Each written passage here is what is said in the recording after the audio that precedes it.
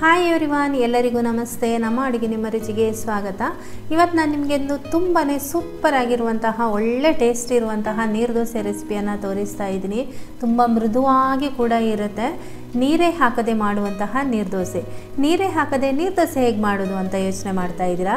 ಬನ್ನಿ ಹಾಗಾದರೆ ಈ ರೆಸಿಪಿ ನೋಡಿ. ತುಂಬ ಸೂಪರ್ ಆದ ಟೇಸ್ಟಿಯಾದ ಒಂದು ಮೃದುವಾದ ನೀರು ದೋಸೆ ಮಾಡೋದನ್ನು ತಿಳಿಸ್ಕೊಡ್ತಾ ಇದ್ದೀನಿ. ಆದರೆ ಅದಕ್ಕಿಂತ ಮುಂಚೆ ನೀವಿನ್ನು ನಮ್ಮ ಚಾನಲ್ಗೆ ಸಬ್ಸ್ಕ್ರೈಬ್ ಆಗಲಿಲ್ಲ ಅಂದರೆ ದಯವಿಟ್ಟು ಸಬ್ಸ್ಕ್ರೈಬ್ ಮಾಡ್ಕೊಳ್ಳಿ. ಪಕ್ಕದಲ್ಲಿರುವ ನೋಟಿಫಿಕೇಷನ್ ಬೆಲ್ ಕೂಡ ಕ್ಲಿಕ್ ಮಾಡ್ಕೊಳ್ಳಿ. ಇದರಿಂದ ನಮ್ಮ ಹೊಸ ವಿಡಿಯೋಗಳು ನಿಮಗೆ ಬೇಗನೆ ಸಿಗುತ್ತೆ. ಮೊದಲಿಗೆ ನಾನಿಲ್ಲಿ ಸ್ವಲ್ಪ ತೆಂಗಿನ ತುರಿಯನ್ನು ತುರಿದು ಇಟ್ಕೊಂಡಿದ್ದೀನಿ. ಈ ಕಪ್ನಲ್ಲಿ ಸುಮಾರು ಅರ್ಧ ಕಪ್ನಷ್ಟು ತೆಂಗಿನ ತುರಿಯನ್ನು ಹಾಕ್ತಾ ಇದ್ದೀನಿ. ನೋಡಿ, ಇಷ್ಟು ಹಾಕ್ಕೊಂಡಿದ್ದೀನಿ. ಇನ್ನೊಂದು ಸ್ವಲ್ಪ ಹಾಕ್ತಾ ಇದ್ದೀನಿ. ಅರ್ಧ ಅಥವಾ ಮುಕ್ಕಾಲು ಕಪ್ನಷ್ಟು ತಗೊಳ್ಳಿ, ಕರೆಕ್ಟ್ ಆಗುತ್ತೆ. ಆಮೇಲೆ ಈ ತೆಂಗಿನ ತುರಿಯನ್ನು ಮಿಕ್ಸಿ ಜಾರಿಗೆ ಹಾಕಿ ಸ್ವಲ್ಪನೇ ನೀರನ್ನು ಸೇರಿಸ್ಕೊಳ್ತಾ ನುಣ್ಣಗೆ ರುಬ್ಬಿ ಕಾಯಿ ಹಾಲು ತೆಗೆದಿಟ್ಕೊಳ್ಳಿ. ನಾನಿಲ್ಲಿ 1/4 ಕಪ್ನಷ್ಟು ಫಸ್ಟ್ ನೀರು ಹಾಕಿ ರುಬ್ಬಿ, ನೆಕ್ಸ್ಟ್ ಇನ್ನೊಂದು ಸರ್ತಿ 1/4 ಕಪ್ನಷ್ಟು ನೀರು ಹಾಕಿ ರುಬ್ಬಿ ನುಣ್ಣಗೆ ರುಬ್ಬಿ ಹಾಲು ತೆಗೆದಿಟ್ಕೊಂಡಿದ್ದೀನಿ. ಈ ಹಾಲು ನೋಡಿ, ಈ ಕಪ್ನಲ್ಲಿ 1/4 ಕಪ್ನಷ್ಟು ಆಗಿದೆ. 1/4ರಿಂದ 1.5 ಕಪ್ನಷ್ಟು ಹಾಲು ತೆಗೆದಿಟ್ಕೊಳ್ಳಿ. ನೀವು ಜಾಸ್ತಿ ತೆಗೆದಿಟ್ಕೊಂಡ್ರೆ ಆಮೇಲೆ ವೇಸ್ಟ್ ಆಗುತ್ತೆ, ಅದು ಹಾಕ್ಲಿಕ್ಕೆ ಆಗೋದಿಲ್ಲ.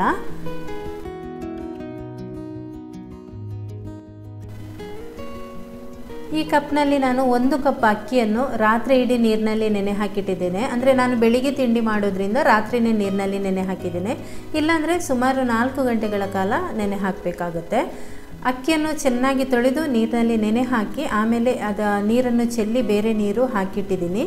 ಹೀಗೆ ಇದನ್ನು ನಾವು ಗ್ರೈಂಡ್ ಮಾಡ್ಕೋಬೇಕು. ಇದರ ನೀರನ್ನೆಲ್ಲ ಈಗ ಬೆಸೆದು ಮಿಕ್ಸಿ ಜಾರಿಗೆ ಹಾಕ್ತಾ ಇದ್ದೀನಿ.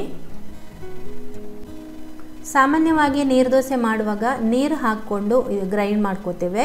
ಇವತ್ತು ಕಾಯಿ ಹಾಲಿನ ಜೊತೆ ಇದನ್ನು ಗ್ರೈಂಡ್ ಮಾಡ್ಕೊಳ್ಳೋಣ. ತೆಗೆದಿಟ್ಕೊಂಡಿದ್ದಂತಹ ಕಾಯಿ ಹಾಲಿನಲ್ಲಿ ಸ್ವಲ್ಪ ಕಾಯಿ ಹಾಲು ಸೇರಿಸ್ಕೊಂಡು ಎಷ್ಟು ಸಾಧ್ಯ ಆಗುತ್ತೆ ಅಷ್ಟು ನುಣ್ಣಗೆ ಇದನ್ನು ಗ್ರೈಂಡ್ ಮಾಡ್ಕೋಬೇಕು. ಎಲ್ಲ ಕಾಯಿ ಹಾಲನ್ನು ಒಂದೇ ಸಲಕ್ಕೆ ಸೇರಿಸಬೇಡಿ, ಯಾಕೆಂದರೆ 1 ಕಪ್ ಅಕ್ಕಿಗೆ ಅದು ಜಾಸ್ತಿ ಆಗುತ್ತೆ. ಸ್ವಲ್ಪ ಕಾಯಿ ಹಾಲು ಸೇರಿಸ್ಕೊಂಡು ನಾನಿಲ್ಲಿ ನೋಡಿ ನುಣ್ಣಗೆ ರುಬ್ಕೊಂಡಿದ್ದೀನಿ. ತೋರಿಸ್ತಾ ಇದ್ದೀನಿ ಯಾವ ರೀತಿ ಬಂದಿದೆ ಅಂತ. ನೈಸ್ ಆಗಿದೆ ಇದು. ರುಬ್ಬಿರುವ ಹಿಟ್ಟನ್ನು ಈ ಬೌಲಿಗೆ ಹಾಕ್ಕೊಳ್ತಾ ಇದ್ದೀನಿ. ಆಮೇಲೆ ಒಂದು ಸ್ವಲ್ಪ ಕಾಯಿ ಹಾಲನ್ನು ಅದೇ ಮಿಕ್ಸಿ ಜಾರಿಗೆ ಹಾಕಿಬಿಟ್ಟು ಸ್ವಲ್ಪ ಅಲ್ಲಾಡಿಸಿ ಅದೇ ಹಾಲನ್ನು ಇದಕ್ಕೆ ಸೇರಿಸ್ತಾ ಇದ್ದೀನಿ. ನೋಡಿ, ರುಚಿಗೆ ತಕ್ಕಷ್ಟು ಉಪ್ಪು ಕೂಡ ಸೇರಿಸ್ಕೊಳ್ತಾ ಇದ್ದೀನಿ. ಈಗ ಒಂದು ಸರ್ತಿ ಚೆನ್ನಾಗಿ ಮಿಕ್ಸ್ ಮಾಡ್ಕೊಳ್ಳೋಣ. ಇದು ತುಂಬ ದಪ್ಪ ಇದೆ, ಇದಕ್ಕೆ ಇನ್ನೂ ಕೂಡ ಕಾಯಿ ಹಾಲು ಸೇರಿಸ್ಕೊಳ್ಬೇಕು. ಈಗ ಉಳಿದಿರುವಂತಹ ಕಾಯಿ ಹಾಲನ್ನು ಕೂಡ ಇದಕ್ಕೆ ಸೇರಿಸ್ತಾ ಇದ್ದೀನಿ. ಇದಕ್ಕೆ ಸ್ವಲ್ಪ ನೀರು ಸೇರಿಸ್ತಾ ಇಲ್ಲ, ನಾವು ತೆಗೆದಿಟ್ಟಿರುವಂತಹ ಎಲ್ಲ ಕಾಯಿ ಹಾಲನ್ನು ಸ್ವಲ್ಪ ನೀರಲ್ಲಿ ಹಾಕ್ತಾ ಇದ್ದೀನಿ. ಹಿಟ್ಟಿನ ಹದ ನೋಡಿ ಈ ರೀತಿ ಇದೆ. ನಾನು ತೆಗೆದಿಟ್ಕೊಂಡಿದ್ದ ತೆಂಗಿನ ಹಾಲನ್ನು ಎಲ್ಲ ಸೇರಿಸಿದ್ದೀನಿ. ಆಮೇಲೆ ಕೊನೆಯದಾಗಿ ಒಂದು 2 ಟೇಬಲ್ ಸ್ಪೂನಷ್ಟು ನೀರನ್ನು ಆ ಪಾತ್ರೆಗೆ ಹಾಕಿ ಒಂದು ಸರ್ತಿ ಮಿಕ್ಸ್ ಮಾಡಿಬಿಟ್ಟು ಅದನ್ನು ಕೂಡ ಸೇರಿಸ್ಕೊಂಡಿದ್ದೀನಿ. ಅಷ್ಟೇ, ಜಾಸ್ತಿ ಸೇರಿಸ್ಕೊಂಡಿಲ್ಲ.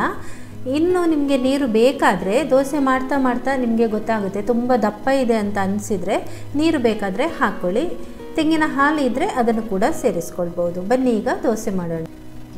ಕಾವಲಿಗೀಗ ಎಣ್ಣೆ ಹಚ್ತಾ ಇದ್ದೀನಿ.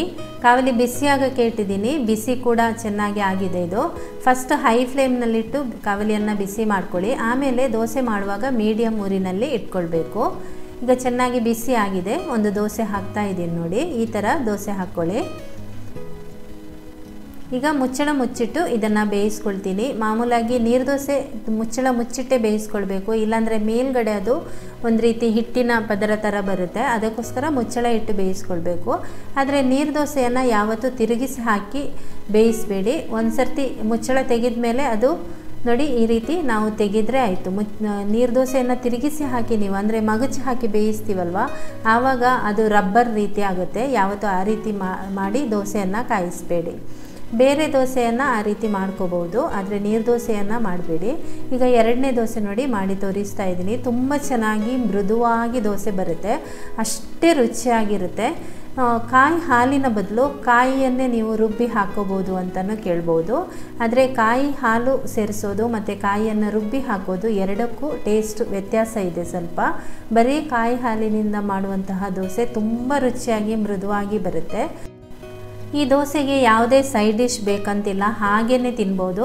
ಇಲ್ಲಾಂದರೆ ತುಪ್ಪಕ್ಕೆ ಒಂದು ಸ್ವಲ್ಪ ಸಕ್ಕರೆ ಮಿಕ್ಸ್ ಮಾಡಿಕೊಂಡು ತಿಂದರೆ ತುಂಬ ರುಚಿಯಾಗಿರುತ್ತೆ ಇದು, ಅದು ಕೂಡ ಚೆನ್ನಾಗಿರುತ್ತೆ. ಹಾಗೆಯೇ ತೆಂಗಿನಕಾಯಿ ಬೆಲ್ಲ ಹಾಕ್ಕೊಂಡು ತಿಂತಾರಲ್ವ, ಅದು ಕೂಡ ತುಂಬಾ ಚೆನ್ನಾಗಿರುತ್ತೆ.